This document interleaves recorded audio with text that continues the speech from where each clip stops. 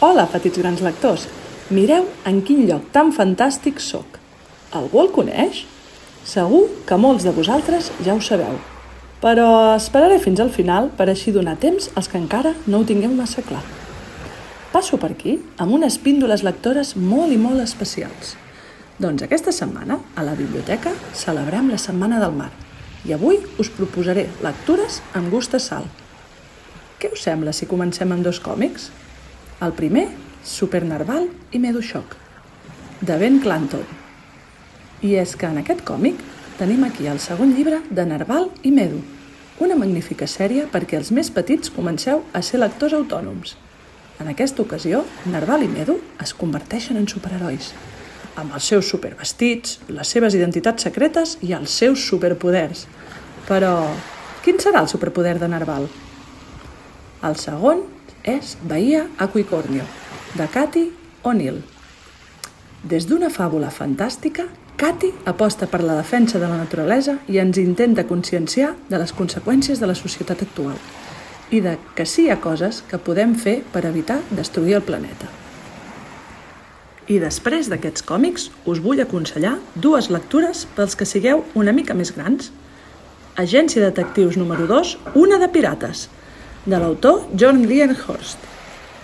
Mentre són a la platja, treballant en un petit cas, la Tiri i l'Oliver troben un plat que pertanyia a un pirata llegendari, el temut Timian Blest. Dies més tard, el plat desapareix del calaix on l'havien guardat. I si qui l'ha robat sap on és el tresor? L'agència es torna a posar en marxa. I el segon, La illa dels records, de l'autora Marta Julipa. El vent s'està enduent la memòria de l'àvia i l'Eulàlia decideix pujar a la barca del pare, amb l'àvia al costat, i navegar fins a l'illa dels records. Però al mar es trobaran amb els pirates dels records.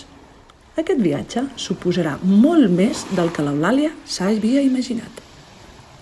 I acabaré amb 2 píndoles per als que sou més petits. Anem a l'oceà, de Timothy Nachman. Acompanya la Berta, en Bernat i el seu gos, el Pelut, en aquest viatge pel fons del mar. De la vora de la platja a la zona més fosca i profunda del mig de l'oceà, descobriràs un munt de criatures fascinants, amb truquells per descobrir el món capa a capa. I també Ja Voy, de Susana Peix Cruz. En Sweet és un peixet com qualsevol altre. Viu al fons de l'oceà.